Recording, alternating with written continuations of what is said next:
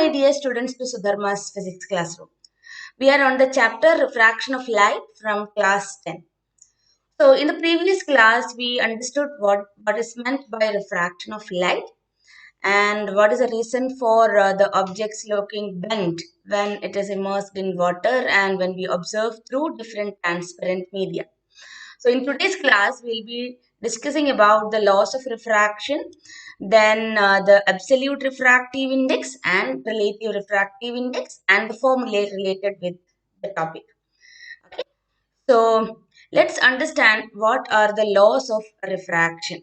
So refraction we have already learned is the bend in the path of light, right?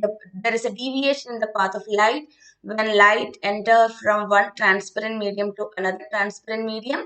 This bending happens at the interface of two transparent media, and we already discussed about the optical densities, right? Hope you remember the rarer medium and denser medium concept.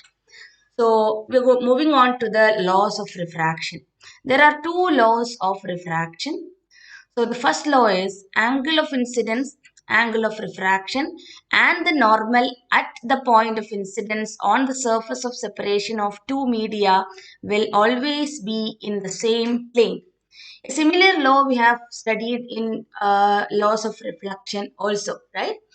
So you can relate and study this. So angle of incidence, angle of refraction, and the normal at the point of incidence on the surface of separation of two media will always be in the same plane.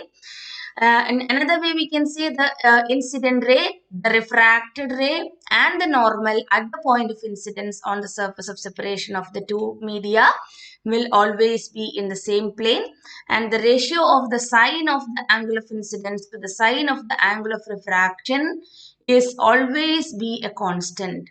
So this can be asked as a separate question. State Snell's law of refraction. So two questions we can expect here is state the laws of refraction or state Snell's law of refraction. So Snell's law of refraction means it is a second law of refraction. Okay. So ratio of sine of the angle of incidence to the sine of angle of refraction. So let's quickly revise what is I and R. So if this is the incident ray, right, and this is refracted ray.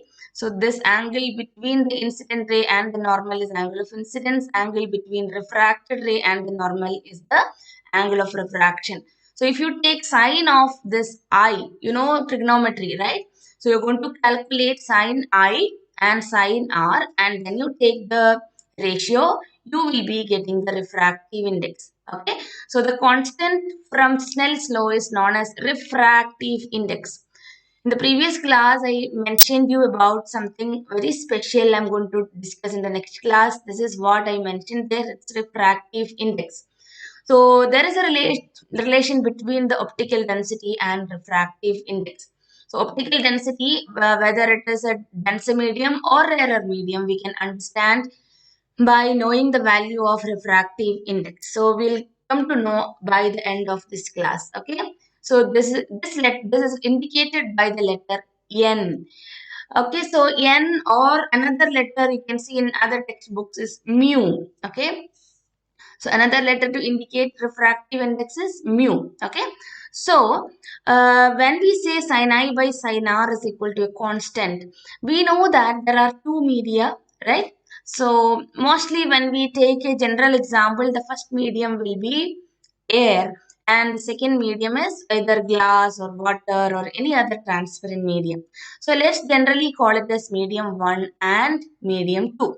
So as per Snell's law of refraction, there is much details into that. Sin I by sin R. When I say sin I by sin R, we are going to calculate the refractive index of medium 2 with respect to 1. So when I write this, you have to read it like refractive index of medium 2 with respect to medium 1. Because we are considering a ray of light entering from medium 1 to medium 2. Okay, so when we calculate sin I by sin R, it is refractive index of medium 2 with respect to medium 1. Very, very important topic. So I'll show you the different ways of denoting this. Okay, so because in different books you see different notations, all are same, all are correct, but we need to know how it is written, how it is to be read. Okay, so another way of representing is refractive index of medium 2 with respect to 1. Okay, 2 with respect to 1. Say for example, I am calculating sin I by sin r for air glass interface. So it will be refractive index of glass with respect to air. Hope you understood. Another letter I told you, it is mu, right? Mu. Okay, we call it as mu. A stylish way of writing the letter M, right? Mu. Okay. So refractive index of medium 2 with respect to 1, or mu to 1. These are the different ways of expressing the refractive index. Now let's come to the absolute refractive index concept. So absolute refractive index means the refractive index of a medium with respect to vacuum or air is called as absolute refractive index. Refractive index of one medium with respect to another is called as relative refractive index. Understand the difference. Say for example, if I take air and glass, then I take refractive index of glass with respect to air.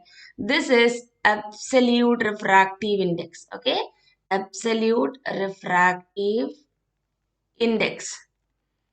So any refractive index taken with respect to air.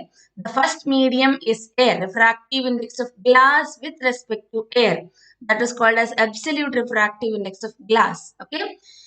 So if the first medium is air or vacuum, then we calculate the refractive index of another medium, then it is called as absolute refractive index. Say another example, if I have glass and water, right? So then it will be refractive index of water with respect to glass. That is relative refractive index of water with respect to glass. That is what is meant by the refractive index of one medium with respect to another. It is called relative refractive index. So you'll be thinking air or vacuum is to be considered as another medium, right? Of course, it is another medium, but that is special because in air or vacuum, the light travels the fastest. So we consider it as a special case. If you calculate refractive index with respect to air or vacuum, that is called as absolute refractive index. Now we're going to understand different equations to calculate the refractive index of a medium.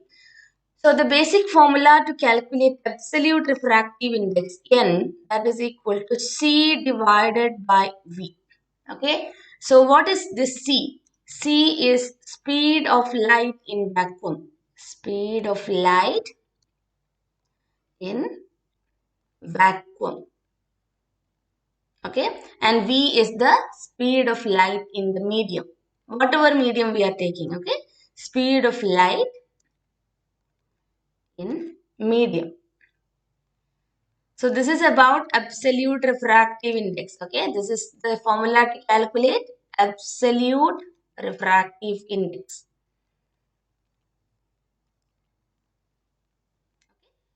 So n is equal to C by V. This is the first equation we are studying now. N is equal to C by V, where C is the speed of light in vacuum.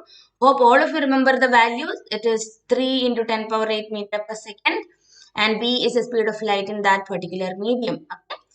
Now, if I want to calculate refractive index of medium 2 with respect to 1, this is relative refractive index, right? So, this is equal to V1 divided by V2. Don't get confused with these equations. Lot of equations are waiting for you. N21, refractive index of medium 2 with respect to 1 is equal to V1 by V2, the speed of light in medium 1 divided by speed of light in medium 2. Okay, V1 by V2. Okay, so here also we can relate with that. See, N is equal to C by V. The first medium is air, right? When it comes to the absolute refractive index, the first medium is air. So, C divided by V. So, refractive index of medium 2 with respect to medium 1 is equal to V1 by V2.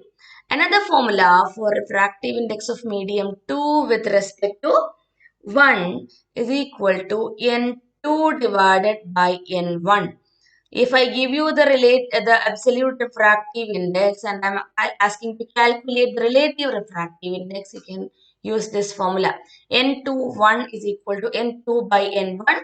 N21 is equal to V1 divided by V2. These are the three formulae we have to learn to calculate the absolute refractive index and relative refractive index. Let's try one or two questions. So I'm going to calculate refractive index of glass with respect to air. Okay.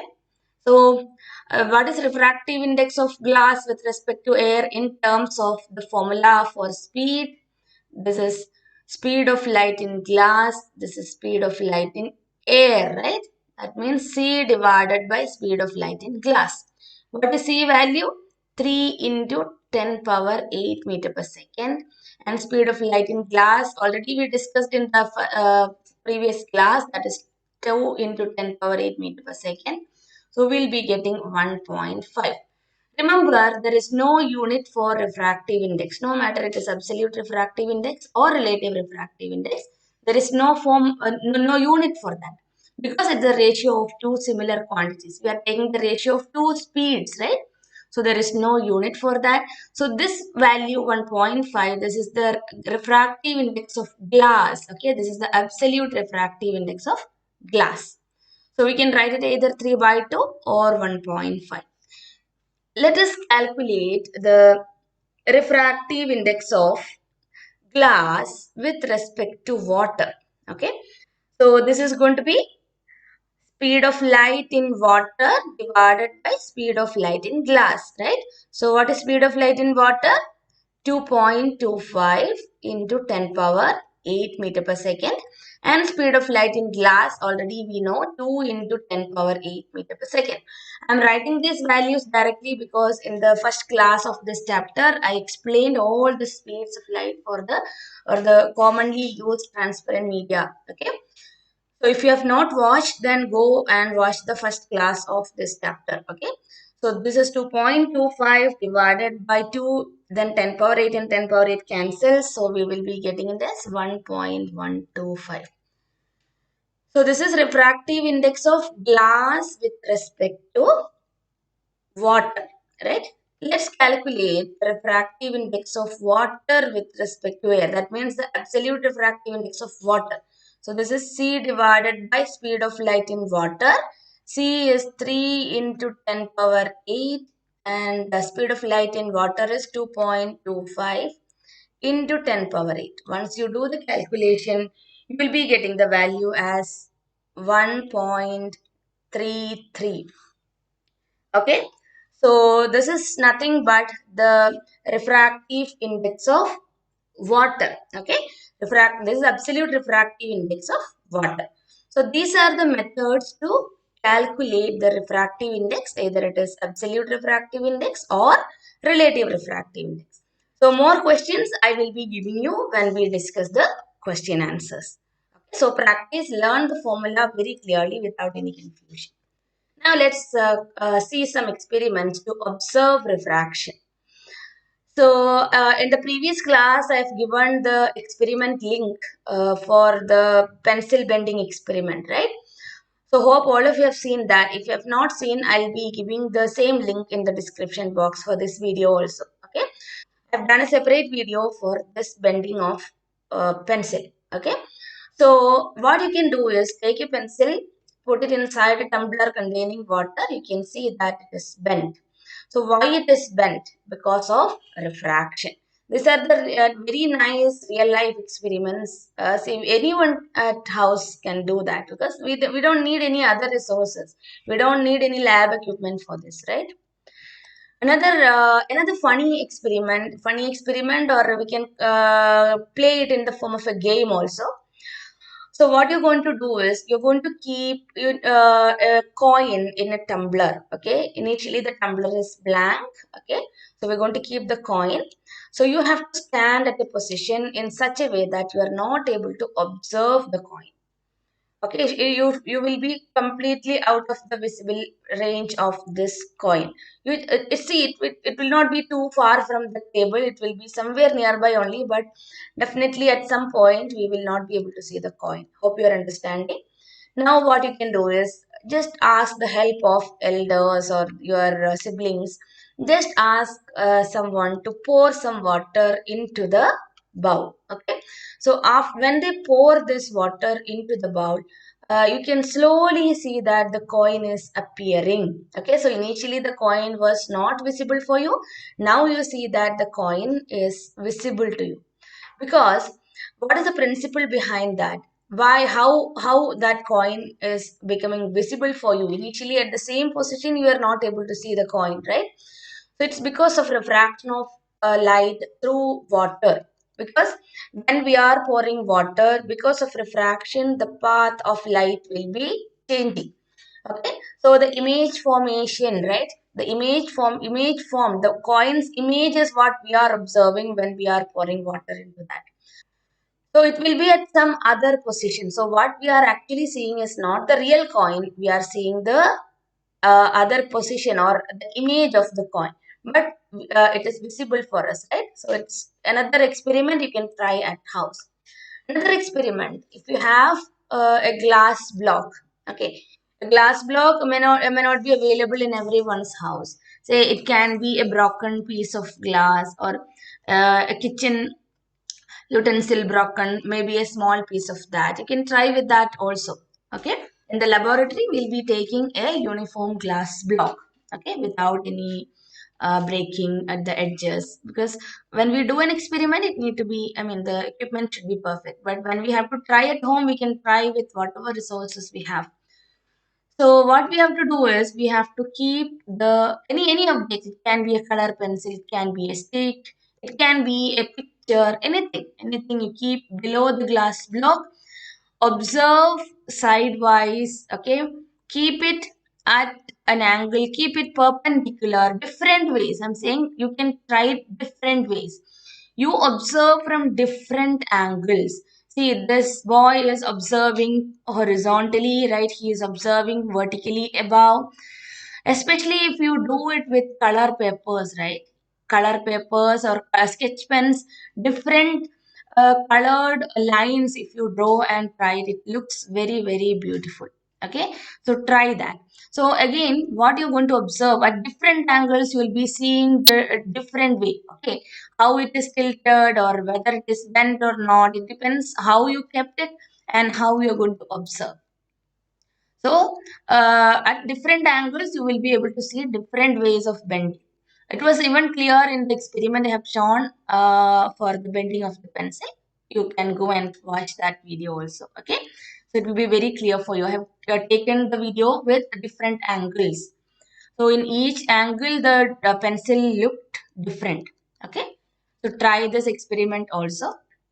Another thing is, see, a coin at the bottom of a tumbler or a what is an aquarium, right? Whatever we see inside water, it is not the actual position. Say, if we want to pick this coin, we will be going and trying to pick it from somewhere else because what we see is not the actual position of the coin.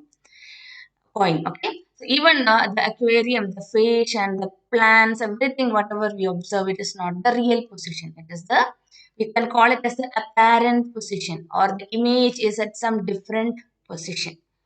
Okay, so that's all about the laws of refraction and the real life applications of refraction. So, hope you enjoyed the class, and in the next class, we'll be discussing another very, very interesting phenomenon of light, that is total internal reflection. Okay, total internal reflection. This is again a phenomenon happening at the transparent interface. Okay, so it's again a very beautiful phenomenon. There are a lot of real life applications for that. So if you are watching this channel for the first time, please subscribe to the channel and click the bell icon for more updates on the classes. So when I upload the new class, new session, you will be getting a notification if you do that. Okay. So thank you for watching. Stay tuned for the total internal reflection. Bye.